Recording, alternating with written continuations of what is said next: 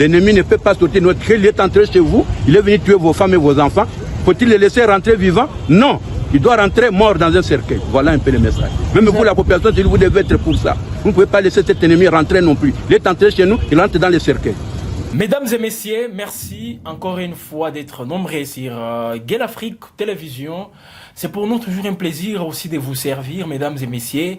Et comme vous le savez, dans l'Est de la République démocratique du Congo, il se passe beaucoup de choses. Et la mobilisation générale doit être toujours au rendez-vous. C'est dans ce sens, mesdames et messieurs, que les services de sécurité et de la défense se lancent déjà dans cette optique. Pas plus tard qu'hier ici en ville de Goma, lors de la parade de moralisation, parce que nous devons avoir les troupes qui ont aussi un moral au zénith. C'est dans ce sens, mesdames et messieurs, que les numéros 2 de la police en République démocratique du Congo, les général Abba Van Hang, a justement s'entretenir avec les éléments de la police ici en ville de Goma. Les discours, en tout cas, des patriotisme une fois de plus, et c'est sur ça qu'on va encore une fois justement aborder bien sûr toutes ces questions. Voilà, nous sommes, comme vous le voyez déjà sur ces plateaux, Christophe Mouissa Angui qui est avec nous. Alors Christophe, je vous reçois, c'est un plaisir. Bonjour. Bonjour, monsieur les journalistes. Comment vous allez? Nous allons bien, nous tenons à résister toujours. Oui. Et nous saluons les nombreux téléspectateurs qui nous suivent sur Gay Afrique. Alors les gens sont toujours mobilisés, je ne sais pas si c'est le cas, ou soit il faut toujours renforcer ou disons venir encore avec, insister sur les différents appels pour que la mobilisation soit au rendez-vous. Parce que la guerre, disons, qui nous a imposé, la guerre d'agression, tout ça, il y a beaucoup de choses qui tournent autour de ça. Je ne sais pas comment vous jugez les degrés de mobilisation de la population à ce moment. Donc lorsque vous comprenez même la tension qu'il y a au sein de la population, vous sentez que la population est vraiment en alerte. Mais nous étions un peu inquiétés par rapport à tous ces mécanismes politiques et diplomatiques qui sont en train d'être faits. Et cela commençait déjà à nous inquiéter par rapport à ces silences des autorités militaires et policières. Parce que vous savez que les militaires, beaucoup plus, n'ont pas pour vocation de venir parler aux médias. Oui. C'est beaucoup plus la primaire réservée aux acteurs politiques. Mais ici, les messages du commandant de la police, effectivement, hier, devant ses troupes, c'était un message encore qui est venu raviver, qui est venu remonter et réarmer le moral, non seulement des troupes, mais aussi de la communauté, notamment la population. Et nous, à notre niveau, nous disons que comme nous avons toujours été en alerte par rapport à la situation sécuritaire, qu'il soit dans la ville de Goma ou même dans toute la province du Nord Kivu, où nous subissons aujourd'hui la guerre d'agression, nous avons besoin de ce genre de messages. Parce que s'il n'y a pas ce genre de messages, des rappels, des mobilisations et des résistances, en tout cas, il peut y avoir plusieurs soupçons et plusieurs confusions qui peuvent être manigancées par l'ennemi, notamment la désinformation, notamment la débauche. Et du coup, il faut toujours maintenir cette tension d'alerte, de vigilance, mais aussi de surveillance mutuelle, comme l'a rappelé le commandant. Peut-être c'est parce qu'il y a des dérapages. Je ne sais pas si c'est avec ça que le commandant s'est retrouvé dans l'obligation. Loin de nous, justement, l'intention de juger tout ce qu'il a tenu comme propos, mais nous comprenons que c'est très important. Alors, est-ce qu'il y a des dérapages qui nécessitent à ce qu'il y ait un renforcement, voilà, qui nécessite un renforcement, ou disons un rappel comme le général l'a fait? Bon, parlant des dérapages, moi je ne sais pas ça pourrait aller dans quel sens. Bon, les dérapages dans le sens peut-être des Congolais, quelquefois qui tombent dans la distraction.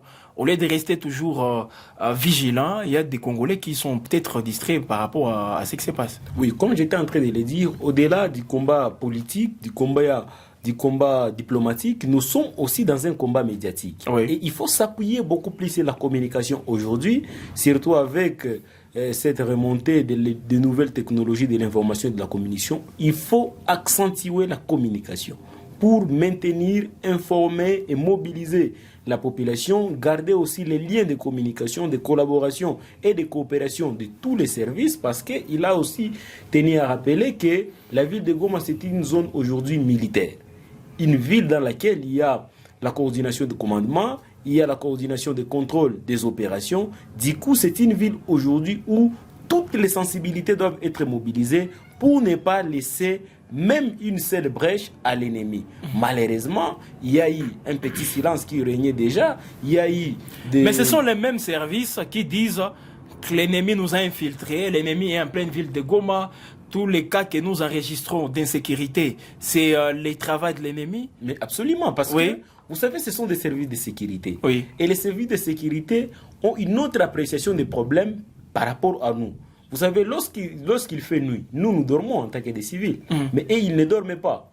Ils veillent à notre sécurité et ils savent quelles sont les différentes poches de résistance, quelles sont les différentes manœuvres qui sont en train d'être concoctées par l'ennemi afin de filtrer la ville de Goma. Parce que, comme vous le savez, l'infiltration, l'espionnage, la filature, tous font partie des stratégies de combat. Oui. Donc, nous pensons que ces genres de messages sont des messages effectivement qui sont lancés à l'égard même de l'ennemi en disant ne tentez d'infiltrer parce que nous contrôlons la situation. Mais ne pensez-vous pas que c'est un aveu d'échec d'une part Christophe? Non, ce n'est pas un aveu d'échec. On a tous les services nécessaires, mais quand on dit que nous sommes infiltrés, donc les services ont failli. C'est pour autant dire Oui. à la population de rester vigilante. Parce que si elle ne communique pas, l'ennemi risque de communiquer. Et lorsque l'ennemi communique, c'est très grave. Parce que c'est de là qu'interviennent les infox, mais aussi la désinformation. Et lorsque les populations, on peut seulement les plonger dans un doute, dans une situation de doute contre les services qui sont à leur sécurité, c'est fini. Ce sera un raison désamour. pour laquelle il faut maintenir cette communication. Il faut rappeler ces Mais c'est cette communication, c'est elle elle qui nous prouve donc qu'il y a eu dérapage ou disons non, qu'il y a eu c'est juste échec un rappel. par rapport, Comme Mouzel par avait rapport à dit que l'infiltration. la guerre sera longue et populaire. Oui. C'est-à-dire dans cette guerre, et moi je pense qu'il l'a même rappelé, que dans cette guerre aujourd'hui, même vous les policiers, vous devez vous comporter comme des militaires. Nous ne sommes pas dans une situation normale où la police ne pourrait que se contenter de rétablissement et le maintien de l'ordre public. Elle doit aussi agir lorsqu'il le faut, parce que les civils déjà le font à travers les Ouazalendo. Alors si les civils peuvent le faire, qu'en est-il maintenant de la police? C'est-à-dire ici l'appel à une certaine coordination des efforts Oui. de la population, des services de police, des services militaires et des services de renseignement. Donc ici, comme c'est déjà une zone de guerre, il faut que tout le monde se comporte en militaire, avec tous les moyens nécessaires que vous pourrez apporter. Malheureusement, je sais que les ennemis vont interpréter encore ces messages les messages d'extrémisme Oui. ou de radicalisme. Effectivement, nous comprenons aujourd'hui qu'il n'y a que les rapports de force qui peuvent faire en sorte que nous puissions gagner cette guerre. Et cette guerre, il faut qu'on implique Les toute rapports personne. de force, peut-être que nous sommes entrés de tirer de notre côté dans des déclarations tout simplement. Mais dans les faits, peut-être nous Non, manifestons vous savez, le contraire. Même la Bible le dit clairement. Oui. Moi, je l'ai dit peut-être en oubliant ses propres termes. Oui. Il a dit que lorsque l'ennemi vient vous envahir, et Mouzel avait déjà dit pendant son règne, qu'on ne peut pas laisser l'ennemi venir nous envahir, occuper des territoires, tuer nos frères, piller des ressources naturelles. Et on les laisse comme ça, sous une prétendue victimisation, en disant que les gens sont discriminés et qu'on sort. Non, nous devons nous défendre. Et la Bible le dit clairement, qu'il soit maudit toute personne qui franchit la frontière de son voisin. Et nous sommes dans une légitime défense. C'est-à-dire, nous ne sommes pas partis attaquer l'ennemi, mais c'est l'ennemi qui est venu nous envahir. Et devant un envahissement, devant une agression, il faut se défendre avec les moyens de bord. Et notre constitution, d'ailleurs, prévoit les mécanismes de défense de notre territoire, notamment l'article 63. Donc, nous ne nous sommes pas écartés, il n'y a pas de dérapage. Cette alerte et ce genre de communication, la population en a besoin. Parce que lorsque vous saurez que vous êtes déjà infiltré, vous allez de vous-même développer la stratégie Oui. de sécurisation mutuelle, de vigilance mutuelle et de contrôle mutuel. Donc chacun doit surveiller les mouvements de ses compatriotes parce que nous savons que dans une guerre, tous les moyens sont possibles pourvu qu'on aboutisse à des résultats. Tous les moyens et sont nous, possibles. nous ne voulons plus Et pour nous- laisser les brèches à l'ennemi, Oui. raison pour laquelle de tels messages sont des appels à la résistance, à la collaboration et à la coopération, non seulement avec les services, mais aussi les communautés entre elles, pour nous rassurer que nous n'avons que la ville de Goma aujourd'hui qui reste comme les lieux de refuge et nous ne pouvons pas les sacrifier. Voilà, mais depuis des années. Vous avez parlé des musées qui a tenu presque les mêmes discours vis-à-vis de cette population. Et il y a d'autres responsables politiques. D'ailleurs, le chef de l'État lui-même avait à le dire lorsqu'il appelait la population, des groupes de vigilance. Le général Abba vient de les rappeler. C'est pas la première fois qu'il fait une sortie pareille. Alors, dans tout ça, Christophe, est-ce qu'on peut dire on est en train de capitaliser tous ces appels, ou soit le Congolais peut considérer une chose aujourd'hui et demain il oublie, il passe à autre chose. Alors est-ce que nous sommes en train de capitaliser tout ça? Et si nous le capitalisons, vous allez nous démontrer à quel niveau nous en sommes aujourd'hui. Non, comme j'étais en train de le dire, les messages sont sûrement capitalisés. Parce que vous vous rappellerez que le jour où le président de la République avait fait appel à la création ou à la formation des groupes de vigilance, premièrement, nous avions assisté pour la première fois depuis le début du XXIe siècle, une mobilisation de plus de 10 000 jeunes qui ont intégré l'armée. Et ça, vous le connaissez. Et tous les groupes qui agissaient déjà comme des groupes d'autodéfense de leurs milliers respectifs pour bloquer l'envahissement, le président de la République a fait appel à eux en disant que vous êtes dans un combat légitime qui demande l'encadrement des services afin que vous puissiez bien mener vos combats. Bien qu'il y aurait des dérapages dans le passé de ce qu'on avait appelé à l'époque de groupes Maïmaï, abusivement appelés des groupes armés, aujourd'hui, effectivement, ce sont des groupes qui font la fierté parce que nous comprenons qu'ils ne les faisaient pas dans le sens de nuire à la République, mais c'était dans le sens de défendre la patrie, de défendre leur village, leur territoire. Et aujourd'hui, l'ennemi a eu du mal, effectivement, à asseoir son veto dans des différents milieux à cause de cette résistance civile d'abord, de ce qu'on appelle les Ouazalendou, et où on a approfondi jusqu'à créer des groupes de réserve militaires. Ça, ce sont des acquis. Parce que s'il n'y aurait pas la bonne volonté, s'il n'y avait pas la mobilisation, s'il n'y avait pas l'appel, les jeunes ne pourraient pas adhérer. Vous avez vu, dans un des appels d'ailleurs du même commandant, à l'époque lorsqu'il était divisionnaire provincial dans la province du Nord Kivu, quand la ville était sous une forte menace d'être prise par le 1-23, je pense qu'il y a près d'une année passée, il avait demandé à la population que chacun prenne quelque chose de très tranchant qui peut lui permettre de se défendre face à l'ennemi. Et c'était un message qui était venu au moment où l'ennemi, effectivement, voulait tenter... Et un message qui avait trouvé du répondant.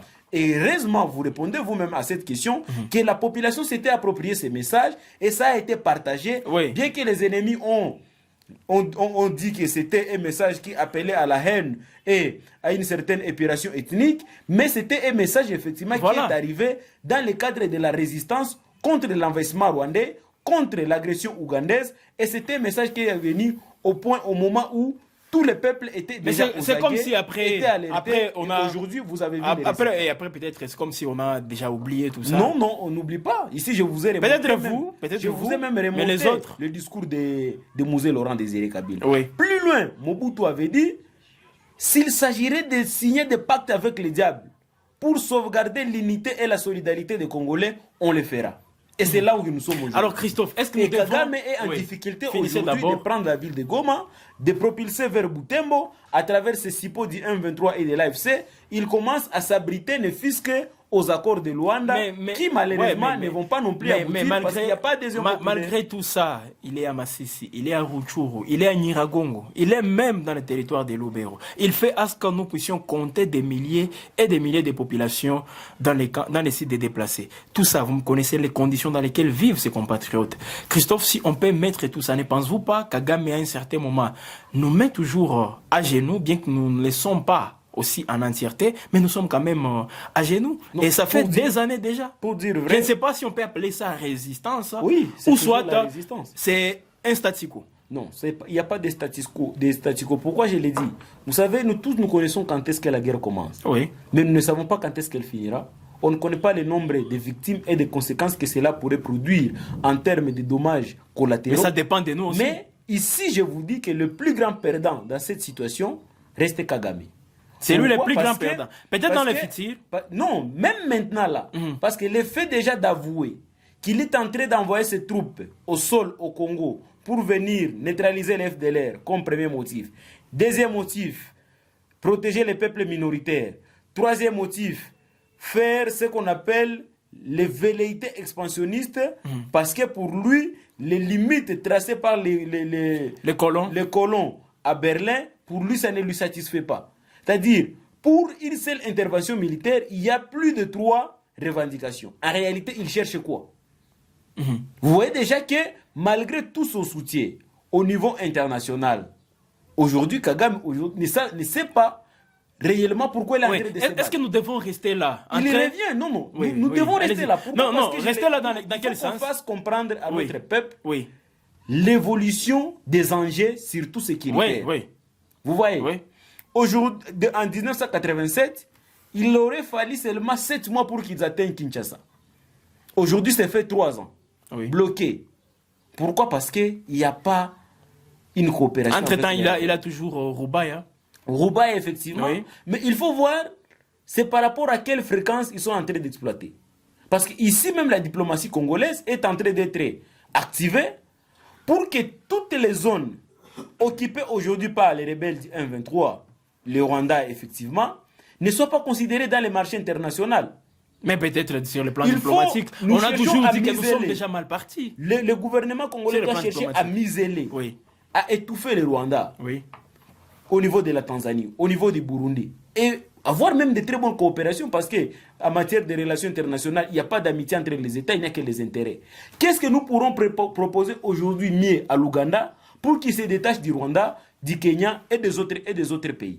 Voilà un peu dans les sens dans lesquels, historiquement parlant, guerre, bien que vous basez sur un principe, elle est basée sur plusieurs enjeux. Il y a des enjeux économiques, vous y a des enjeux politiques. Vous basez sur un principe des relations internationales, les intérêts entre les États qui prennent les décisions toujours. Mais aujourd'hui, du point de vue historique, est-ce que vous voyez l'Ouganda, vous voyez le Kenya, voire même la Tanzanie, se désolidariser du Rwanda dans cette démarche d'agression de la République démocratique du Congo? Tout dépend des intérêts. Où est-ce que M. Bosco Taganda, après avoir été utilisé par Kagame pendant plusieurs années, où est-ce qu'il a été arrêté? C'est lui qui l'a livré, c'est Kagame lui-même. Oui, vous voyez que c'est une question d'intérêt. Donc aujourd'hui, il suffit seulement de manager une très bonne diplomatie, aller même auprès de certaines multinationales, toutes ces sociétés multinationales qui opèrent au Rwanda, et les proposer des bons marchés. Mais pour nous, ce sont les offensives verbales, non, tout simplement. Au fait, la guerre, comme j'étais en train de le dire, si nous y allons avec beaucoup de précipitation, nous pourrons la gagner militairement, mais on nous impose l'agenda au niveau de Luanda. Et ça, ce sont des pièges qui nous est tendus. Vous comptez toujours sur Luanda? Non, on ne compte pas sur Luanda. Mais nous comptons sur des stratégies diplomatiques qui pourraient être concoctées en disant, comme vous avez déjà perdu militairement, nous voulons vous remonter en position non seulement de vulnérabilité dans la table des négociations, pour que vous puissiez être traité de manière spéciale. Et ça, les Congolais et tous ceux qui sont sur la table des négociations doivent y aller avec beaucoup d'intelligence. Parce qu'aujourd'hui, lorsque vous voyez ce qui se passe à Luanda, où on ne met plus en place l'accent sur le 1-23 et l'agression rwandaise, mais ce qui revient beaucoup plus, c'est la neutralisation des FDLR. Et ça, nous devons tout faire pour ne pas valider cet agenda. Sinon, ces FDLR ciblés ici ne sont pas réellement les FDLR. Ce sont des Ouazalendo qui sont en train de les assimiler pour voir comment est-ce qu'on va maintenant maintenir ce qu'on appelle la balkanisation et l'agression. Je ne sais pas si raison pour laquelle nous ne sommes pas d'accord avec. Je ne sais pas si c'est le cas avec le gouvernement. Raison pour laquelle ils ont tout intérêt effectivement de suivre ce que disent leurs analystes et leurs scientifiques au pays, afin de ne pas tomber dans ces pièges-là. Parce que nous savons que ce n'est pas la première ni la dernière négociation qui est en train d'être organisée dans la sous-région. Nairobi a échoué, Bujumbura a échoué, Zanzibar a échoué. Aujourd'hui, ils ne comptent que sur Luanda. Comment nous devons faire pour que Luanda aussi soit un échec de leur côté, afin que nous puissions tirer les rideaux de notre côté, pour que lorsque nous allons lancer les zones faciles, qu'il n'y ait pas une dernière repère à laquelle il pouvait mais dans tous les processus, comme vous venez de les citer, la République démocratique du Congo n'a jamais tiré aussi une part importante afin de s'imposer vis-à-vis du Rwanda en ce qui concerne l'option diplomatique. Raison pour laquelle, d'accord avec nous quand même. La plupart des cas, lorsque nous on partait dans des dialogues, les gens étaient tellement naïfs qu'ils ne voyaient que la cessation des hostilités, et au nom de la paix, ils étaient prêts à donner tout. En pensant qu'en étant naïfs sur la table des négociations, était la seule solution pour avoir la paix. Mais les expériences nous ont montré que malgré Sun City, malgré Goma, malgré les différents accords, malgré les signatures même au niveau sous-régional de ce qu'on appelle l'accord cadre d'Addis Abeba, les négociations n'ont jamais toujours été une très bonne solution au Congo. Alors on va revenir. Raison pour laquelle, pour avoir ce que nous n'avons jamais eu, il faut faire ce que nous n'avons jamais fait. Très bien. Et c'est de là que nous sommes en train d'y aller. Alors, parce que le temps que ça prend aujourd'hui, les processus de Luanda prouve à suffisance, effectivement, on va terminer. Qui ne rentrent pas dans le cadre des intérêts des Congolais. Et nous avons déjà jeté des alertes auprès du gouvernement que s'il y aura seulement la moindre erreur d'intégration, d'amnistie de ces rebelles, il faut s'attendre à tout. Non, on ne peut pas s'attendre à tout. Nous devons nous attendre aux solutions qui protègent les Congolais, Christophe, et la souveraineté de l'État. Vous connaissez vous-même les réalités aussi de la République démocratique du Congo. Des fois, elles peuvent nous surprendre. Et ceux qui sont sur la table des négociations, ils savent le niveau de résistance du peuple congolais aujourd'hui, parce que après la résistance de Ouazalendo, après autant d'années de nos compatriotes dans des camps de déplacés, on ne peut pas venir et dire nous avons tout accepté comme ça. Les massacres de Kichichi, on pardonne. Les bombardements des camps de déplacés, on pardonne. Les bombardements de... Non. Alors, Christophe, on va terminer en revenant au propos du général Abavan, lui qui dit quand l'ennemi entre, on doit justement faire en sorte qu'il... Donc, quand il entre, on doit faire en sorte qu'il rentre chez lui dans un cercueil. N'est-ce pas? Alors, c'est un message fort comme nous pouvons le constater. Mais qu'est-ce qu'il faut faire maintenant pour capitaliser ces messages? C'est vrai, vous saluez le fait d'abord pour la population d'avoir capitalisé son premier message. Mais est-ce qu'on doit toujours s'arrêter? J'ai parlé de la résistance. Qu'est-ce que nous devons faire encore une fois pour montrer à l'ennemi? Non seulement que nous sommes forts dans les actes, et pas seulement dans les discours comme aujourd'hui nous sommes en train de trop parler. Mais sur le terrain, c'est comme si... Je dis bien sur le terrain. Nous sommes effectivement dans cette grande mobilisation. Oui. Et la mobilisation, comme vous le savez, commence toujours avec la communication. Oui. Parce que c'est la communication, comme on dit même dans la Bible, que la voix ne vient que de ce que l'on entend. Et ici, la résistance vient de ce que nous entendons. La mobilisation viendra de ce que nous entendons, des bouches autorisées. Oui. Parmi lesquelles la bouche du commandant Abavang. Donc, moi, je pense que tous les officiels aujourd'hui, qu'ils soient politiques ou militaires, doivent définir un discours qui doit ramener le peuple effectivement vers la victoire. Oui. Mais des discours de crainte, des discours de victimisation et des discours qui vont dans le sens de s'entraquiser mutuellement, ce sont des discours qui sont en train de plonger le peuple dans la division et dans la confusion. Aujourd'hui, nous avons besoin d'une certaine coordination de la communication pour permettre au peuple de réitérer et de faire passer ces messages aux autres, parce que la guerre, si elle n'est pas populaire, même l'armée aura de moindres chances de la gagner. Mais si aujourd'hui, comme à l'époque de Mamadou en 2013, qui a fait appel à une forte collaboration entre les services de sécurité et les citoyens, et vous avez vu de vous-même les résultats. Donc, au-delà de toutes les démarches diplomatiques, nous pensons que nous devons beaucoup plus nous appuyer sur les leviers populaires et les leviers militaires, sans lesquels, même si nous réussissons dans le cadre diplomatique, si nous n'avons pas une bonne armée, si nous n'avons pas un peuple en alerte, on aura toujours les difficultés à vaincre l'ennemi. Et c'est ce que nous sommes en train d'éviter. Parce que les papiers et les Français qu'on parle aujourd'hui à Luanda ne vont pas apporter la solution. Ce dont on nous a privés avec les armes, ce dont on nous a ravis avec les armes, nous ne pourrons pas les récupérer avec les paroles. Nous devons également les récupérer avec les armes. C'est de là qu'on va imposer non seulement notre supériorité numérique, notre puissance de fait et notre grandeur en tant qu'État, et assurer notre souveraineté et l'intégrité de notre territoire. Très bien. Voilà, mesdames et messieurs, nous venons encore une fois de décrypter ces propos qui intéressent encore une fois particulièrement la population de la ville de Goma. Nous avons aussi toute la province du Nord Kivu et d'autres Congolais partout où ils se trouvent. J'espère qu'ils ont trouvé quelque chose, en tout cas très positif aussi dans les dires du général Abavan Ang. Je rappelle, il est le numéro 2 de la police nationale congolaise. Mesdames et messieurs, si vous avez aussi aimé ces propos, vous pouvez commenter. Voilà, donnez-nous vos points de vue par rapport à ces propos. Est-ce que le général a bien dit? Qu'est-ce qu'il faut aussi pour que les Congolais arrive à capitaliser ce genre de discours. Christophe vient de donner sa part, vient de donner ses analyses. À vous de contribuer aussi, juste en commentant. N'hésitez pas à partager.